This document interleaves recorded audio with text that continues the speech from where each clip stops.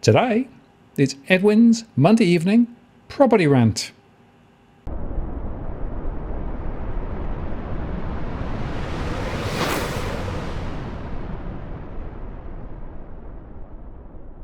Hello again, it's Martin North from Digital Finance Analysis, our latest post covering finance and property news. Monday evening once again, and Edwin is back for another rant. And Edwin, we are in the craziest of times that keep getting more crazy. What will happen next?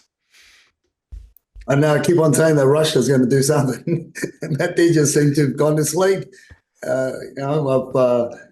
Who knows, Martin? Who knows? Maybe the RBA will cut the rates. I don't know what anything can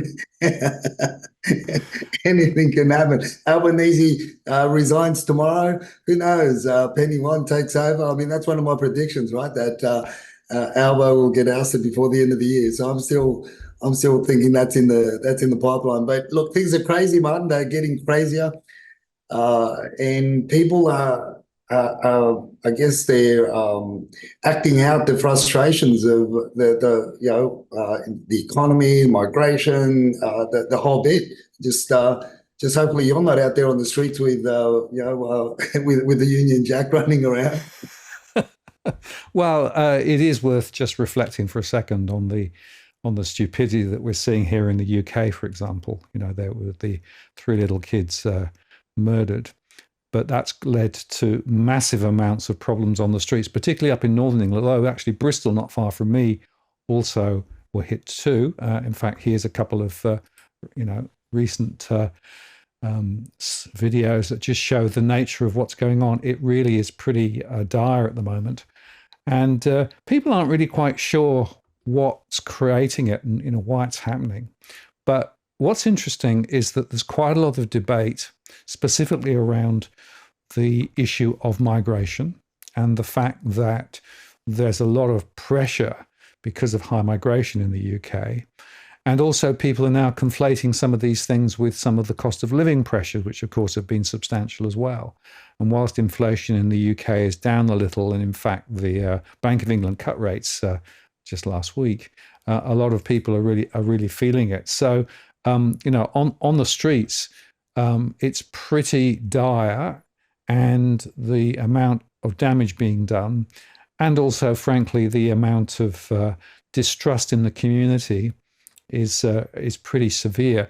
And I find it quite interesting, Edwin, that one of the issues that's coming through is the lack of trust in the government and what the government is doing. We've got a new government, of course, in the UK. But it seems to me that those themes of migration, cost of living, and lack of trust are actually quite relevant also to Australia.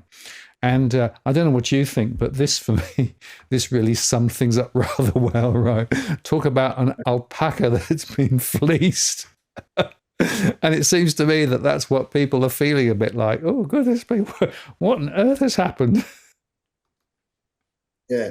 So the brown alpaca at the front is what people believe the economy really looks like, and the white one at the back is what it actually looks like, right? Yeah, exactly right. And you could also take it slightly further, and of course, until you look down, the alpaca on the left was thinking, "Gee, it's a bit chilly. I'm not quite sure what's going on." Oh. But here's the point, right? If you do look around, and if you do actually understand what's going on, then a lot of people are beginning to wake up to the fact that what you think is going on isn't necessarily what's actually going on. Yeah, and this is the extension of all these government policies that have been thrown around for decades, and how it's affected the cost of living. We got the rental crisis, the mortgage crisis. We've got all different crises, and people are just fed up. And they're just they've got to take it out on somebody, and unfortunately that somebody could be you or could be me, because we look different, we talk different, we walk different, we dress different, and that's the unfortunate thing. Hence the reason why we've been saying in a lot of our shows and saying to people is prepare. Prepare your homes for all different things, not only for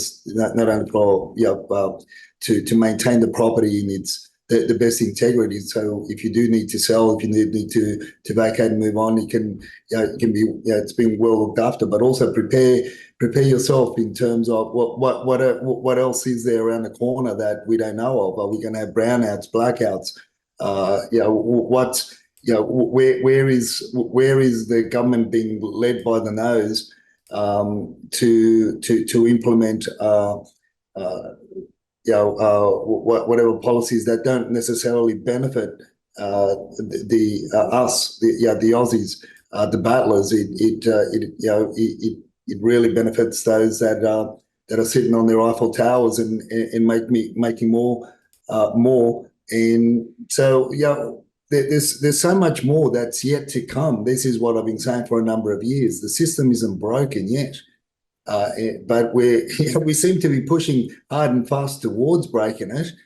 But we don't know. A lot of people need to take a step back, and your enemy isn't your neighbour. Your enemy isn't your fellow man, your fellow woman, your fellow person. Your enemy is really the bureaucrats that sit in their Eiffel Towers dictating and telling the politicians what to do and how to do it. And they're our real enemy. It's that enemy that we don't really see, that don't really front up, that aren't front and center in the news. I mean, we see the Albos, we see the ScoMos, we see the whoever's leading the country, we see them, we blame them, or we blame the libs or the labs. But the enemy are those that the puppet masters that are pulling their strings. So when we start looking at life that way, and we start preparing for the future, I think we can in a way be a little bit more sober with what we do and what we say, so that way we can have be ready and be prepared for what's around the corner. Like I said, stay sober and vigilant, because we don't know what who's going to be enraged around us. Again, I'll go back to the cost of living crisis, the fear of not having that peaceful enjoyment of and longevity of a roof over your head, whether it be a rental or whether it be a ownership of a property. Creates a lot of other pressures, and those pressures are you and I share about and talk about the consequences of these pressures and what people end up doing when they're desperate. These are desperate people, and of course you've got the minority, the idiots, the idiots that are out there just to beat on somebody, just to throw a punch at a stranger. Just you're always going to have that percentage of idiots, regardless. But the rest is the one that let out their frustrations, and I can see, you can see it, and it's all about those three things that you mentioned, Michael. Well, I think it's very important to understand, Edwin, that whilst the government is positioning in the UK that these are right-wing thugs and they should be locked up, I think that the pressures on households are running much deeper than that. And certainly in my latest analysis, interestingly, a lot of people are really, really struggling. And that's in Australia as well as in the UK, because I'm running my surveys now in both places. And that's actually having quite an interesting set of observations, because it allows me to look at a lot more detail about what's really going on. And in fact, I released a show yesterday called Calibrating the Real Impact of Households' Financial Relief, because, of course, the official narrative has been for some time that the government is really bending over backwards to reduce the cost of living pressure and reduce the inflationary pressures. And we are seeing just a little bit of that coming through in the surveys in Australia. But what's interesting is that it's the investment sector, in other words, probably investors, who are experiencing the most significant levels of relief compared with where they were previously. So for a lot of people, the true impact of all the imposts in terms of the cost of living pressures and everything else hasn't really changed very much.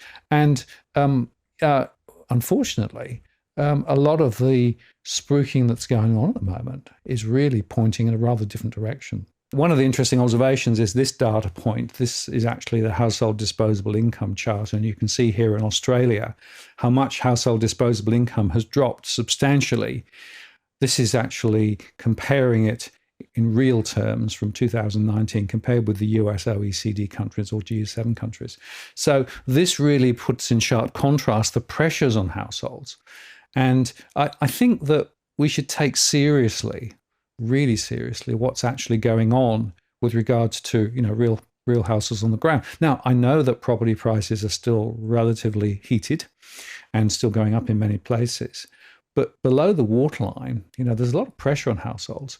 And even some of the recent research that's come out, for example, Finder said, well, if you want to buy somewhere in Brisbane, you need to earn about $166,000 a year just to repay the median priced house, and that's gone up substantially. Or if you look down in Melbourne, then you need a $73,000 pay rise since 2020 to be able to actually afford to buy. And that's the real problem, that things have really shot away from people relative to incomes.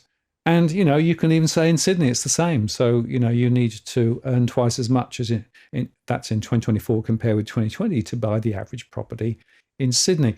And that just puts in contrast some of the things that we see relative to what some of the politicians are talking about, which is that, we are actually not doing too badly.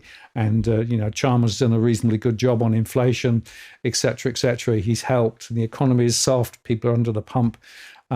The pressures, but we are responding to them with our cost of living help. And Chalmers said that the latest numbers were quite good, although, of course, the inflation's still sticky. So, the reality, I think, of some long period of time when things were really stuck is really coming through. And I'm not sure where it's going to go from here, insofar that, do you think the RBA is going to move, or do you think the RBA will sit pat? Or, it's an interesting question. You actually put, I think, a Twitter post up about that the other little while ago, saying, Dusty is of the opinion there's a slight chance of a rate cut. More likely, perhaps no movement. And what are the agents and buyers saying and thinking about this as well, Edwin? Well, look, there are people still attending opens there are still a lot of buyers out there. They're not jumping in at the moment because obviously they're waiting to see what's going to happen with the rates tomorrow. They've been waiting for the last 21 days. Things have been really, really quiet. Hence the reason why we've been saying that the market's been really patchy. Obviously, some of the vendors have been jumpy and they've been, getting up before the day of the auction as well.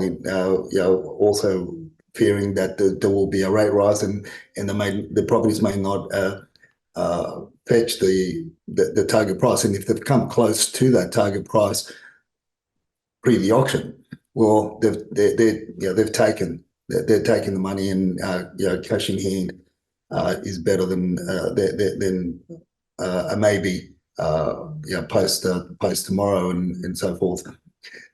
So it's really everyone is playing a wait and see game. But what a lot of the chatter amongst the agents is, but there's still a lot of buyers. Mm. There are still a lot of buyers. So we're going to have we may end up with a lot more choice.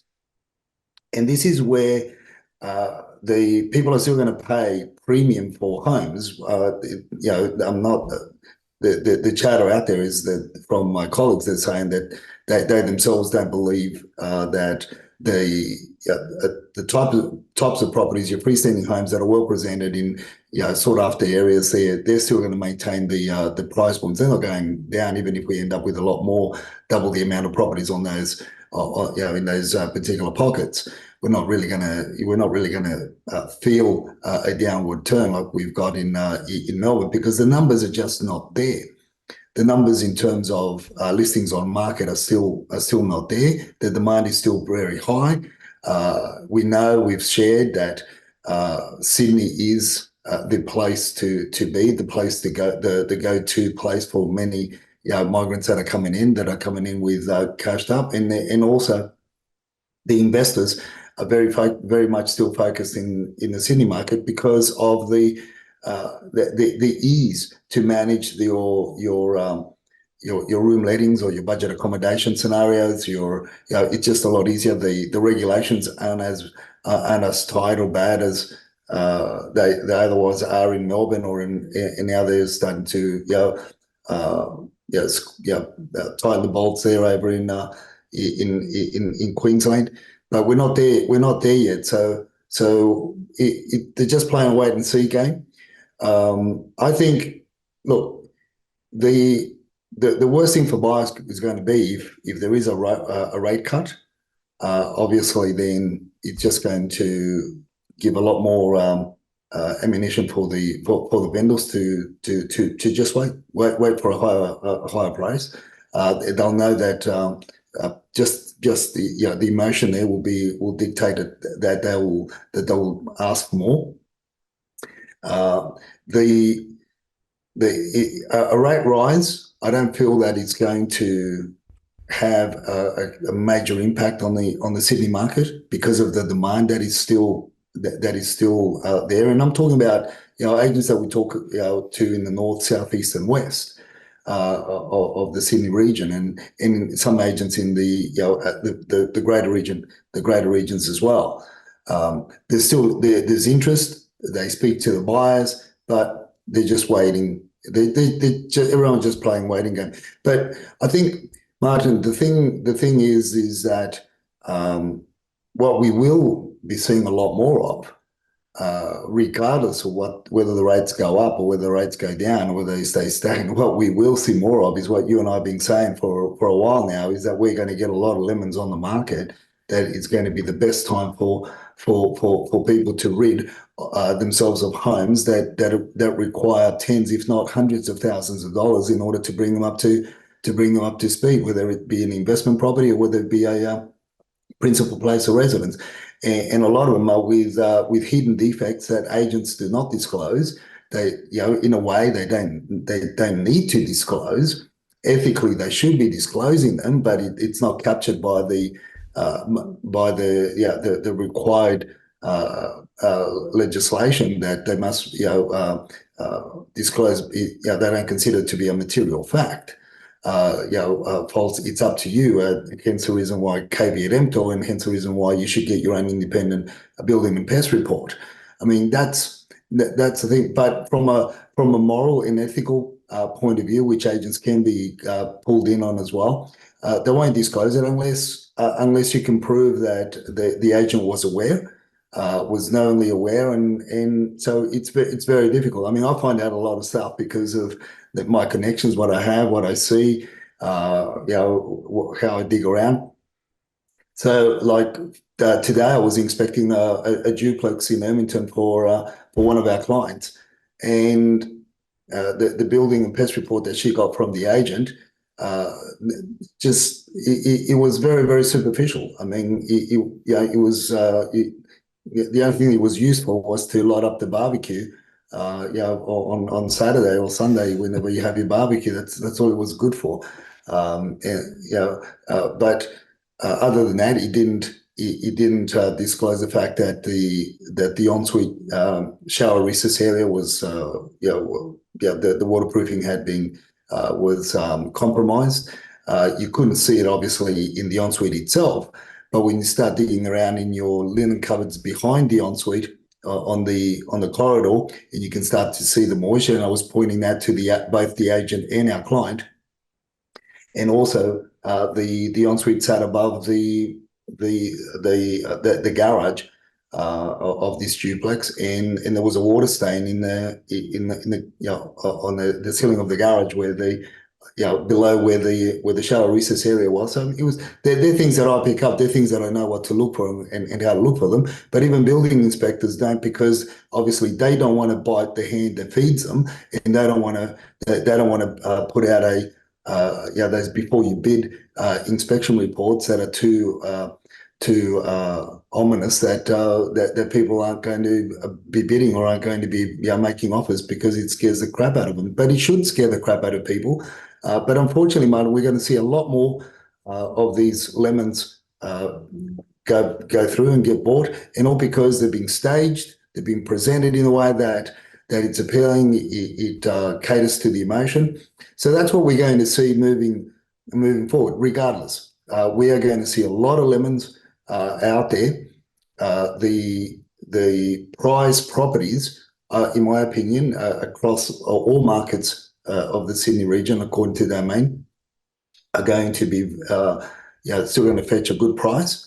And you can tell you could have the same property right next to each other, built by the same builder many years ago, and in the way that the one's being maintained to the way that the other one's being maintained, chalk and cheese, and there will be hundreds of thousands of dollars apart because of the presentation and how they're being maintained. So, but in general, Martin, I really think that we will be seeing a lot more properties on the market in spring. We are seeing a lot more properties on the market currently than what we were seeing last year.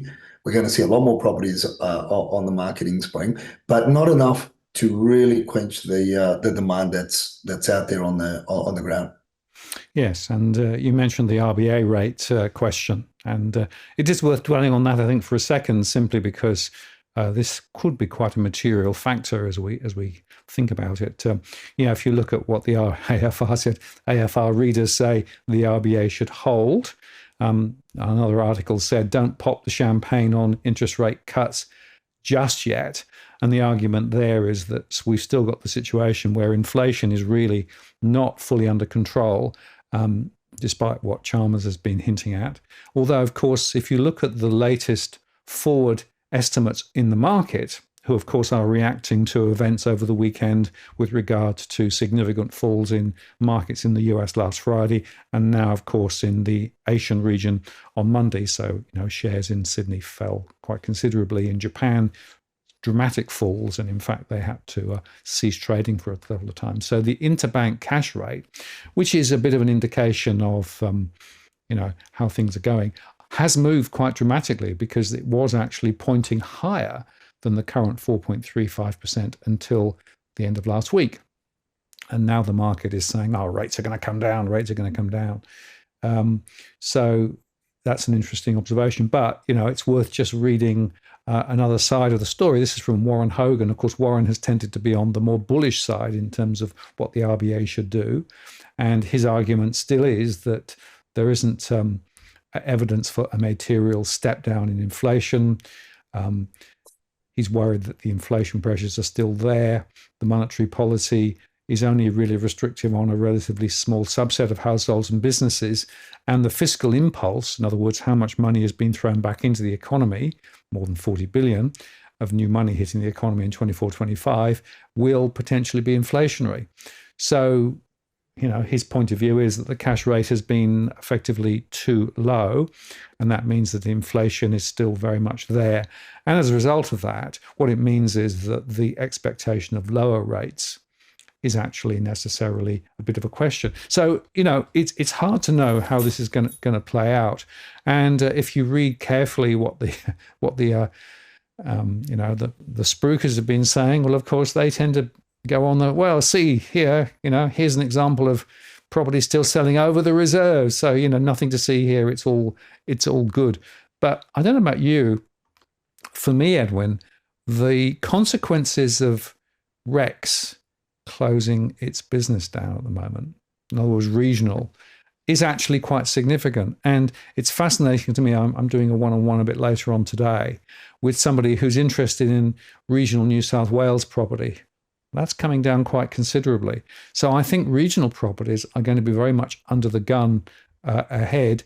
And I noticed that was actually something that, guess what? The WeChat chatters had actually picked up a bit of ahead of time, right? So it's interesting that they are perhaps saying, well, hang on, some of the consequences of Rex going into administration could actually create opportunity, but also risk. Yeah, and this is something, again, they set the trend in many you start, from when we've been following them very closely and been talking about them on the show. They're well ahead of many trends. In many cases, they set it. So what the chatter around that, and also what you and Robbie Barwick have been talking about with the banking institutions pulling out of many smaller regional towns as well, how that affects those economies. So there's real no drive. So you're going to have the pathway to PR from a medical point of view, obviously, is the quickest pathway to PR that you could obtain here in Australia. So you've got any form of medical background, from nursing right up to being a doctor, a specialist, that's the easiest and quickest pathway. Now, if you want to obtain PR even a lot quicker, you apply to be posted in regional areas of Australia, New South Wales, Victoria, Queensland, wherever, and obviously then your everything speeds up for you. So what the chatters are talking about, well, that's going to be putting a damper on things moving forward, and they're not going to worry about being taking a bit longer if they then choose not to be posted out in the regional towns, but choose to be posted in the main capital, in the main cities, because obviously the families can't go and visit them. They can see the writings on the wall for many of these towns that are just going to be absolutely decimated, economically wise. Industry is going to be going backwards. So it's a snowball effect, and the governments really don't realise what's happening. Rather than supporting and backing up the regional airline, they just let it go to administration and to liquidation, but what's the alternative? So what they're saying, Martin, is expect more professionals to come back from the regions, right? Even if the time frame for obtaining their PR is going to be lengthened because they've left their post, and therefore rentals are going to continue to rise, and there's going to be a greater demand of your in pockets. Again, we go back to your to the what we've been speaking about before as well, what I've been talking about, the polarization of your demographics, of your ethnic backgrounds, are just going to get stronger, and it's going to get more valuable to own real estate in certain areas based on the demographics that are building, buying, and renting in those pockets. Some would have a different effect. There'll be a stronger with, obviously it's very strong with the Asian communities, but you only have to look at how, for example, Eastwood has emerged. Because and you go to Eastwood, Martin, any day of the week, and till late evening, and it's a buzzing little town.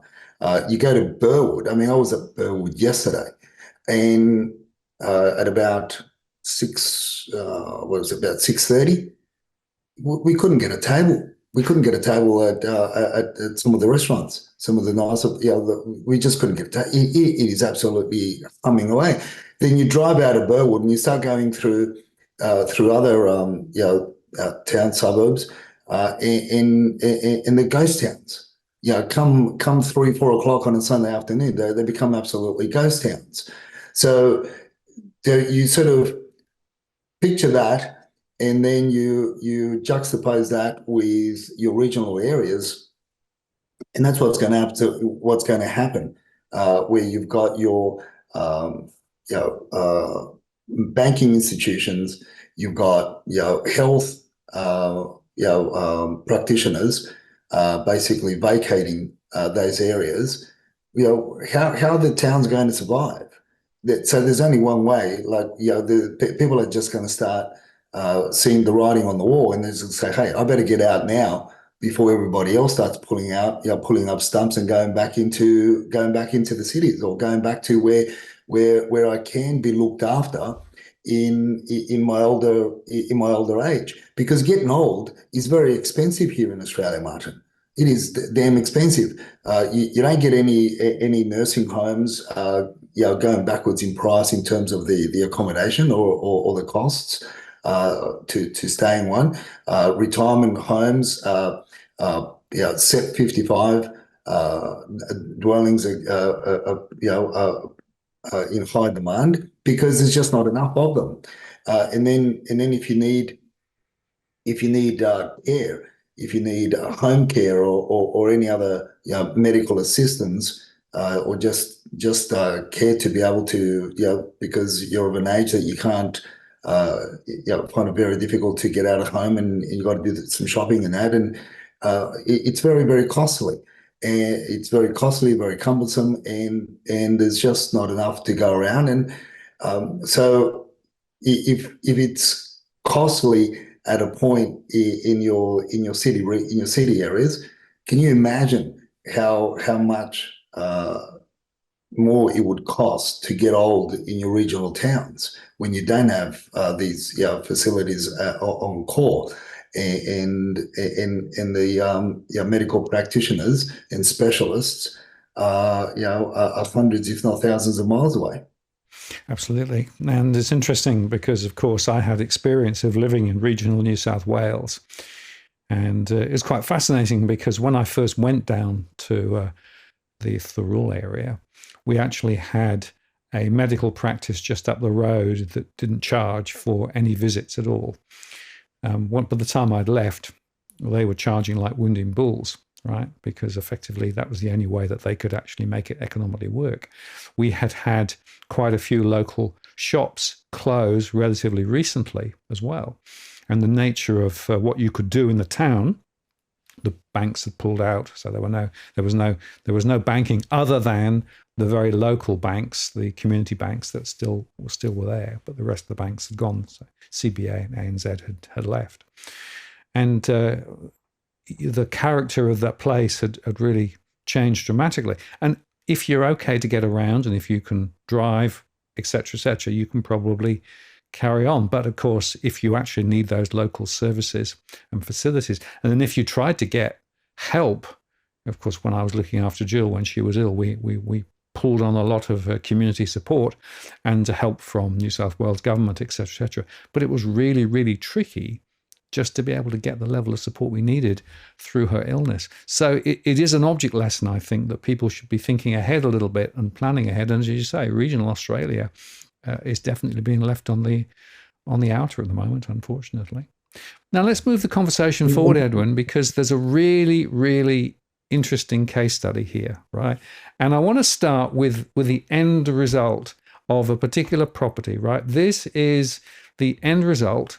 It looks pretty nice, it's got shiny floors and new fittings. And, if you were walking around that property, you would think things are pretty good. However, there's a story here, isn't there, Edwin? Definitely, this is your showroom. Well, it's not too showy, but it gives you the appearance that on face value that okay, it's being renovated.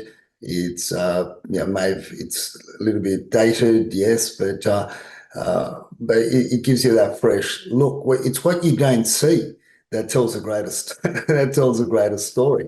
And this bathroom has been tiled on tiles, has been renovated as your bathroom as your showroom renovation that we've been speaking about for a number of years now on the show. So this is an opportunity for our followers and our viewers to actually see one in the process of what it looked like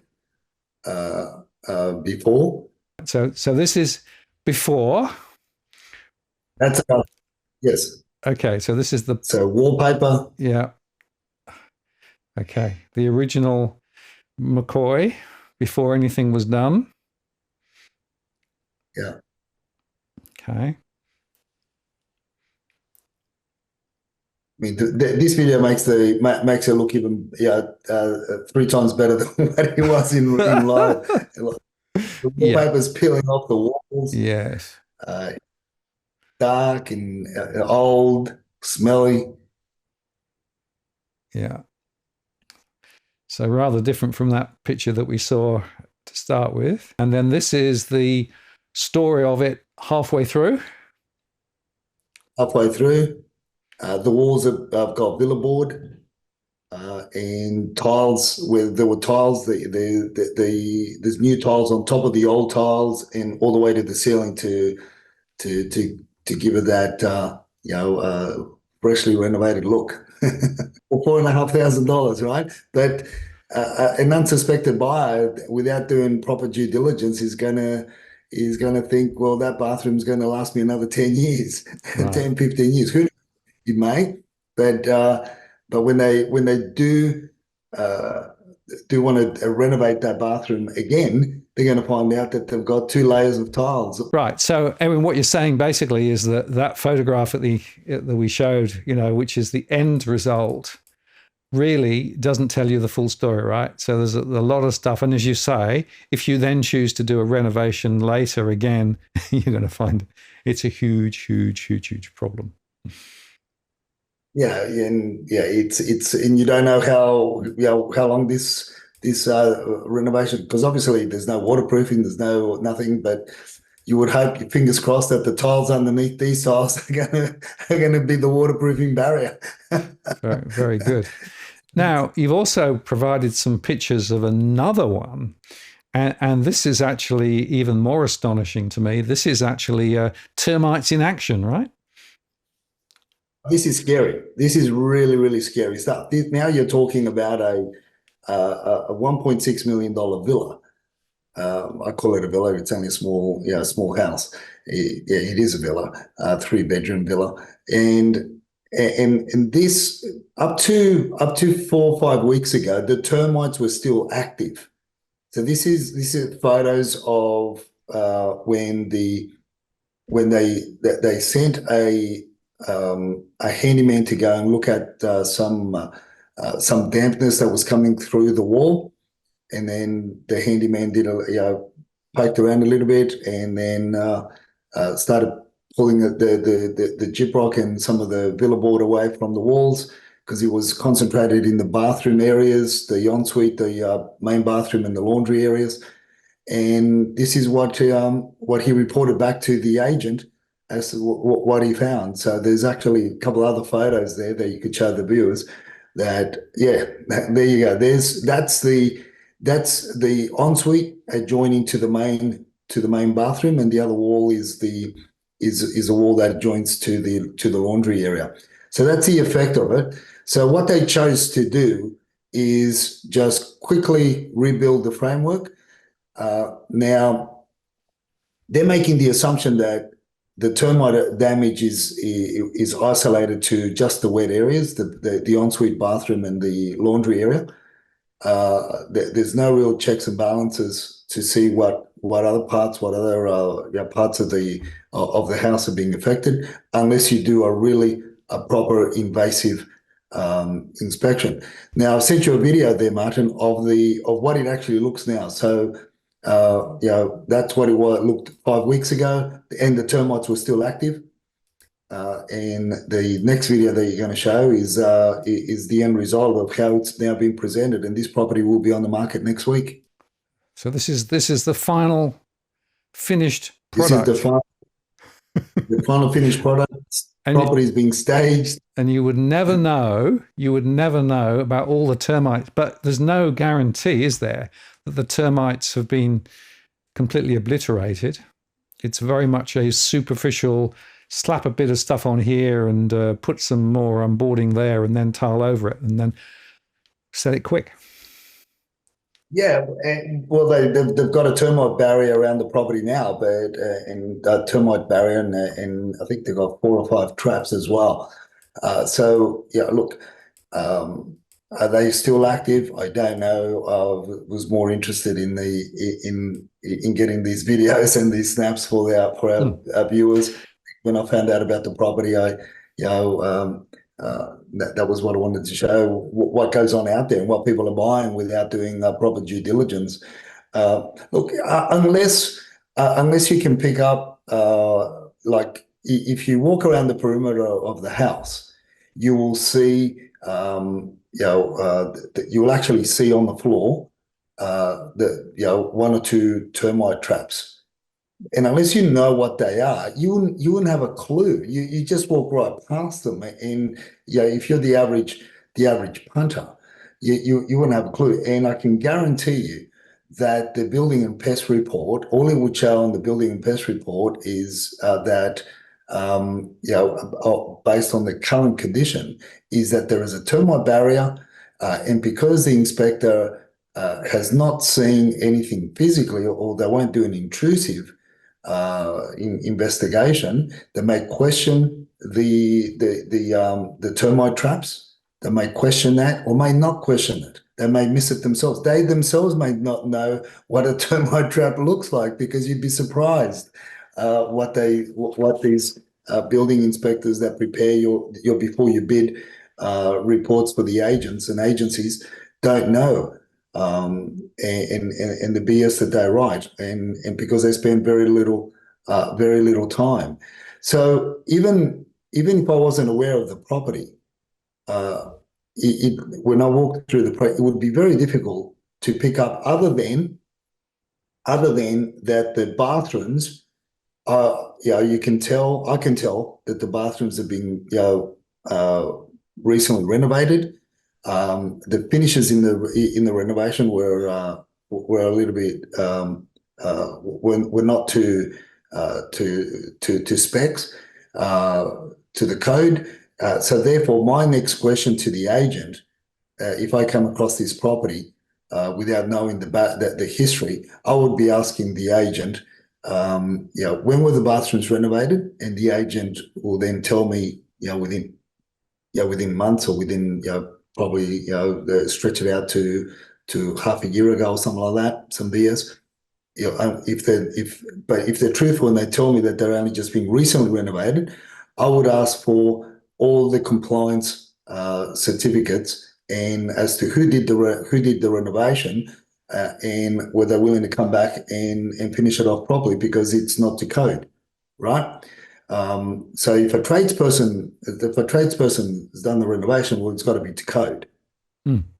And that's how I would do the digging around, and then sooner than later, you catch the agent out. But that's if you know what you're doing, Martin. But if you don't know what you're doing, you think, shit, it's a swanky, looks good, it's neat and fresh, smells good. They've got all these floral odorizers in there, and oils and so forth, and candles going off everywhere. So the whole place smells really good. Well, actually, I think that's often a bit of a giveaway, right? The number of times that I've seen properties where they've deliberately lit candles and got all these smellies all over the place. You think, oh, what are you hiding? There's a bit more going on here than you might see. But the point is, if you walk into that property and you do a superficial look, and if you rely on the very narrow survey building pest inspection that the vendor has actually been paid for, that the agent is actually propagating, they won't mention any of that stuff, will they? So what you end up doing is you're buying a property that you think is A and it's actually B. And the trouble is that you quite often won't understand just how much problem you've got until later, because the termites might come back, or if you do decide to do some more work later, you'll discover that under the surface is not what you thought it was. And so you're actually up for a lot more costs than you might have been. And it's all back down to, you must do the due diligence as part of the purchase process. And as I said before, Edwin, and you've seen it, I think, quite often too, when the property market is relatively bouncy and when there's a lot of demand from certain types of people to buy, they tend to shelve some of the due diligence because they just want to make sure they buy. Or you might be in a situation where you're only just able to afford scrape together the deposit and scrape together the repayments. So you're trying to actually keep your purchase price and the costs of buying down as far as you can. And that's the one I'm seeing a lot of from first-time buyers trying to get into the market at the moment. But you end up buying a lemon. And as we keep saying, a lemon is a lemon is a lemon. So this is a really good object lesson, I think, and it just shows you how careful you have to be. Look, a building and pest report with thermal imaging is going to cost you between $750 and $850. Years back, I used to pay $1,700 just for the thermal imaging, but the only thing is the thermal imaging isn't necessarily going to show you if the termites are no longer active. If they vacate the property, you're not going to you're not going to see much. You really have to get in the roof cavity and check it out, because that is where you want to see how far these little bastards have gone, right? You really, but that again, we go back to you've got to be really inquisitive. Like a detective, you just got to chase things, chase leads, and ask the questions why, and ask the questions when, and how come, and the why not. And as you said, Martin, you hit the nail on the head. It won't affect you right now. You're buying it as is. But then later on, you decide, you say, you know what? Shit, I'm going to open up this wall. I'm going to open up this wall, and I'm going to create a little bit more space for myself. And you call a tradesperson in, and they start pulling the gyprock down, and they start demolishing the wall and getting it ready.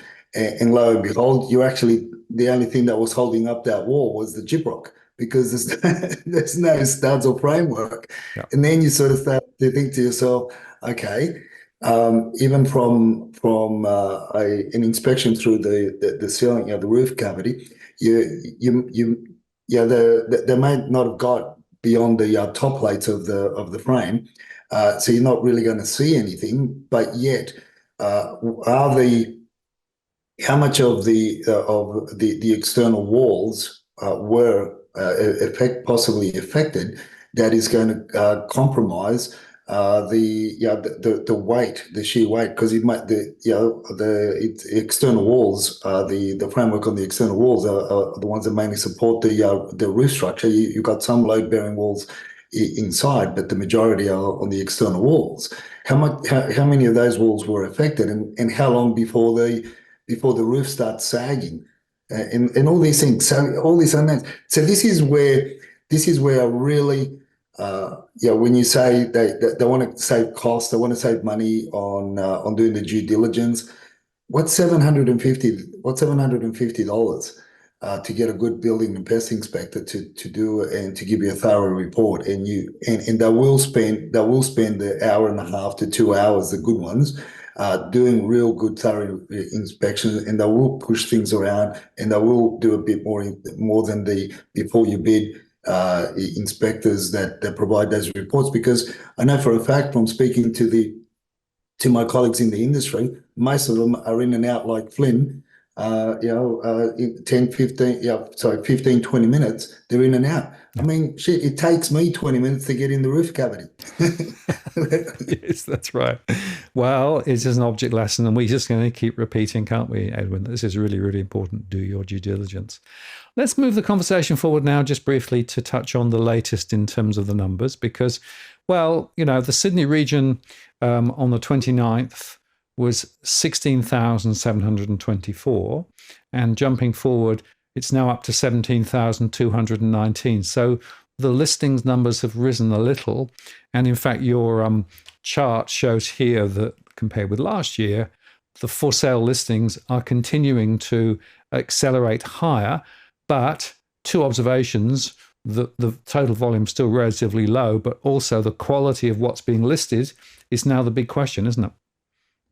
Definitely. And this is more and I feel there's going to be a lot more coming up in spring. There will be a lot more coming up in spring, but just continue to be aware of the lemons, and don't follow the emotion. Don't get caught up in the whirlwind of emotion that with all this new and shiny renovations. I think that's one of the key things here is yeah, you can pay a bit more because it's been renovated, but make sure that you're paying for a good renovation, not just a showroom renovation. No, absolutely. And it's just worth just looking at the latest in terms of capital values. This has actually come out quite recently. And what I like about this is it shows you that the movements actually are quite different, whether you're looking at the lowest 25%, the median 50, or the highest 25% of values. And you can see there that in Sydney, the truth is at the top end, there's almost no capital growth, but at the bottom end, quite strong growth. And as you see, also Melbourne is also showing falls at the middle and upper edges, whereas Brisbane, as well as Adelaide and Perth, are showing significantly stronger growth. Hobart, everything's on the way down, and ACT, it depends. So one of the things that we should also just highlight again, Edwin, is that these high level stories about what values are doing don't necessarily tell you the full story. There's a lot more to look at. Look at the type of property, look at where it is, etc., etc. And you can only go back to say the same things again, that actually not all property is behaving the same way, and it's really important to dig around a little bit and make sure that you really understand what's going on. Just on the Melbourne sales and listings, on the 29th, we had 27,221 listed for sale in the Melbourne region. And if we jump forward, it's 27,241 on the 5th of August. So it's interesting that the trajectory is perhaps a little bit different there, whereas Brisbane, 3611 on the 29th, whereas on the 5th of August, we had 2,641 in the Brisbane region. So not so dramatic changes in terms of what we're seeing. And I guess that perhaps reflects the slightly different situation relative to Sydney compared with the others. But it's worth looking, I think, at the auctions in terms of what's going on there. And actually, it's still relatively strong, although the clearance rates are still relatively low at the moment. Yeah, look, it's humming along. People still wanted to choose that. I think the most interesting thing for me for this week for the auction numbers is the fact that you got 888. So maybe good, good omen for for Melbourne. Yeah, we might get a very high clearance rate, or Yeah. it could be the opposite. Could be great for buyers. They'll get a lot of great bargains in Melbourne. I mean, the property market there is just acting and reacting totally different to the Sydney market because people just wanted to get out. So anyway, it's just interesting. The numbers are not much in the numbers. Clearance rates are Mm.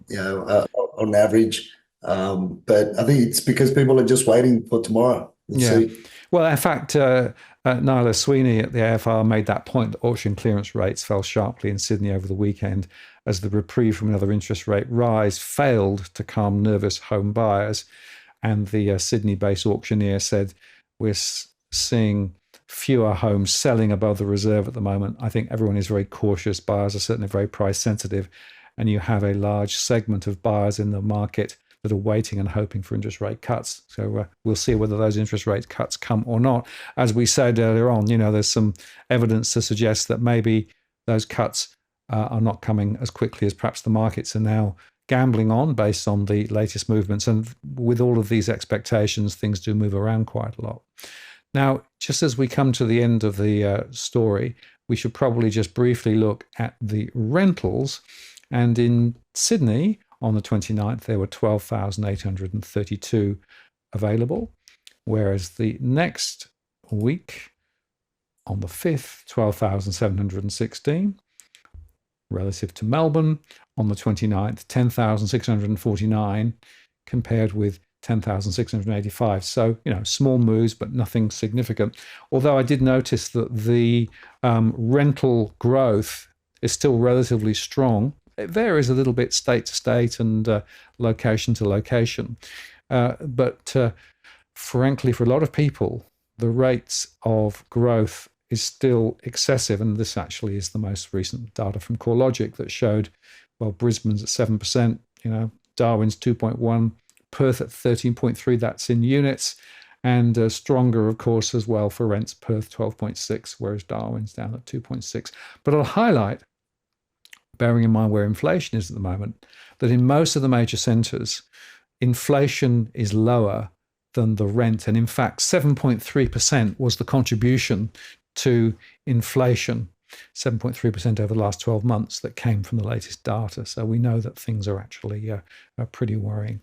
And Edwin, just before I throw you the bone for the last thought before we leave, I wanted to share this picture. This came in from somebody who sent it to me, one of our viewers, looking at Bathurst. I just wanted to show people the dereliction that's there all this year. For sale, for sale, for sale, for sale, right? And no building activity, because I think this is, for me, is archetypal at the moment. We're seeing a lot of this across the country where there's really very little building activity and a lot of plots for sale, but no activity.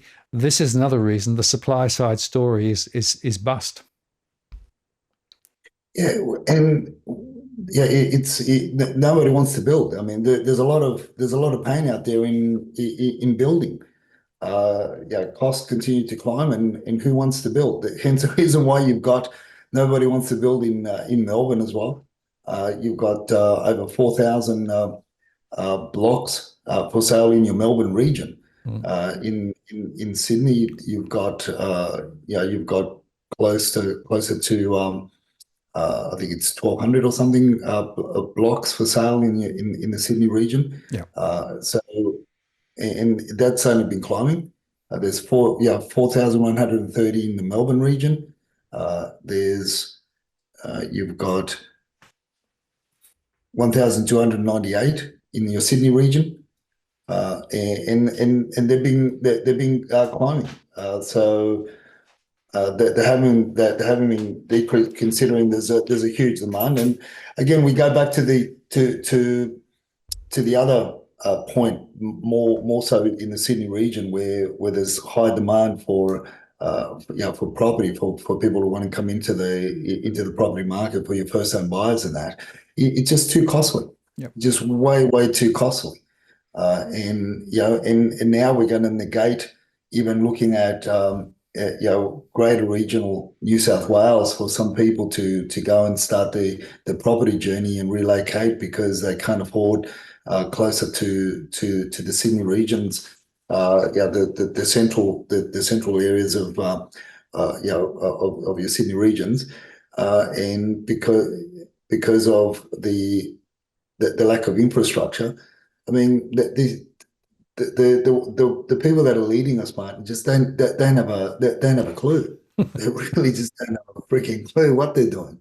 No, well, that's exactly right. And the latest from the various state governments confirms that they don't have a clue. I will also say, Edwin, that if our followers and viewers have particular photographs they'd like to share with regards to the current state of the property market, we're always interested to include them. You can always post them up on Twitter, or you can contact me via the DFA blog and send it through to me. And always appreciate the on-the-ground reporting, because it helps to revalidate what we're talking about. But as we come to the end of the show, Edwin, a quick tip of the week from you. Yeah, look, rubbish is becoming more and more expensive to get rid of. And I think a lot of people are not taking advantage of the free council pickups that are available. Some LGAs are allowing the homes to have up to 6 council pickups.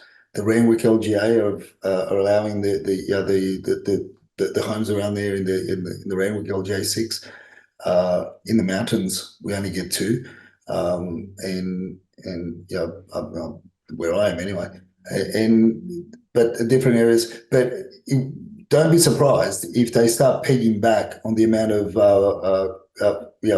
free council pickups that you're going to be having moving forward. So I think it's a great opportunity now to start your spring cleaning season early and get rid of rubbish before, because from the other side of things, where we're helping our clients to to fix up their homes before they sell or to renovate post purchase. To get the skip bins in, the prices have just been, from 6 months ago that we've had an increase of about 12%, Mm. and it's huge for mixed waste. Look, there's a lot of rubbish around, and I'm sure before you start having to pay to get rid of it, call the council and book yourself a free council pickup. Yeah, it's interesting because I used to live at Cremorne Point in Sydney, and at that time, North Sydney Council would actually have very regular collections, and there were no limits on what you could put out. I moved down to Thirroul, and there you were limited dramatically to 2 pickups a year, and it was basically a couple of square meters of volume that you could actually deal with. And then when you actually looked at the fees at the local tip, the fees were astronomical to be able to take them to the Wollongong tip if you wanted to dispose of anything. So suddenly getting rid of stuff was a real problem. And as you say, the costs of skips. And when I moved, I had quite a lot of rubbish that I needed to get rid of because we've been in the place for many years, and it cost quite a lot just to get rid of it, to be able to actually move it. So plan ahead, and as you say, use those free pickups as and when you can. So it's really important. I just want to give you a tip back, Edwin, before this was actually an article that came out over the weekend from ABC, and it's actually from Gareth Hutchins, who's one of the economics reporters at the ABC. And he was focusing in on this question of Australia must treat housing as a human right, says former Victorian Supreme Court judge. And actually, this really put the cat among the pigeons. I don't know whether you saw, but there was a lot of reaction to, is housing an investment, an asset, or is it a human right? And I actually have always said that, to my mind, housing is more than investment. There should be a human right element. So it's interesting now that we've got a Victorian Supreme Court judge who is also now saying you should be thinking of housing as a human right. In other words, there should be places for people to live. It shouldn't just be those who can afford it. Yeah, look, totally agree with all that, Martin. And I concur with your thoughts as well. But it's not it's not up to 26 million Australians to house the rest of the world. And that's something Good point. and that's something that the author didn't of the article that didn't talk about. Yeah. It's not our obligation to house the rest of the world, unfortunately. And we got to look at human rights start in our own backyard. Yes. And our own backyard is Australia, and the Australian, us Aussies that live here. Now, if you extend it out to, when I read the article over the weekend, I started thinking about, I've got a lot of mates, and because I grew up part of my teenage years was spent behind Cabramatta with mum and the girls, and out of Bonnyrigg. And I've got a lot of mates went to school with that were refugees. A lot of my mates that I still have from time to time they discuss how the journeys on the boat, and that's something that Australia was always great at, receiving refugees, but in numbers that were consistent, and they were housed, and we got along. But when you start bringing in millions, I mean, we're talking about, I think at that time it was 17,000 refugees that came over at that time, but now we've got 7.5 million, 750,000 coming in on a yearly basis or something, or I mean, the numbers just keep on growing. So yeah, in a nutshell, concur with your thoughts. I agree with the High Court judge, but I think they missed the point again. And that is you're putting it's, and I'm going to go on a little bit of a tangent as well in closing. you're putting the same tangent on how, housing being a human right.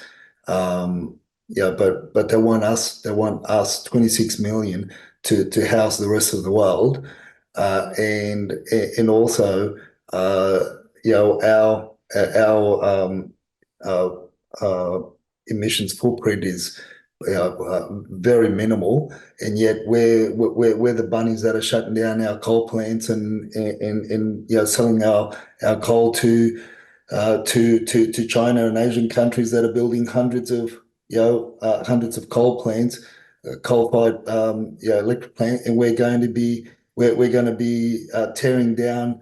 I think it's 30,000 hectares or something in Queensland of native land, where we're going to absolutely decimate the koala population there, or to put up windmill turbines that are going to power a small township for 4 hours at full capacity.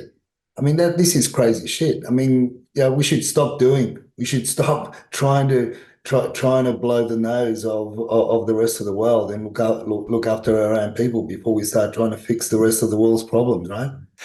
Yeah, Edwin, I think there's a very important point there. And I will just come back to that picture because I want to highlight something really important, right? Did you notice that in the middle of this picture, there's actually one, two, three, four plots that aren't developed? That's very, very un-Australian to leave a bit of open space and a footpath. Clearly a mistake there, Edwin, as well. I was trying to look at it. I was trying to. That's it. Now you got me. Now I'm going to have to try to dig around. Maybe there's an Eastman going down there. Exactly. Look, Edwin, thank you very much for a very entertaining and I think quite serious conversation point as well today. We've covered some very important topics, and we come back where we started, the question of migration and how the governments are handling situations and not doing a great job. And of course, that's putting a lot of pressure on a lot of people. But we'll be coming back next week for another rant. And given the trajectory over the past month, I have no idea. But you mentioned Russia. I think we should keep an eye out there as well. Oh, yeah. Third time lucky. Let's see. Russia's going to be in the news this week. Take care, Edwin. See you soon. That they're not. Absolutely. More than what we want. All right, mate. All the best. You look after yourself. Cheers. Take care.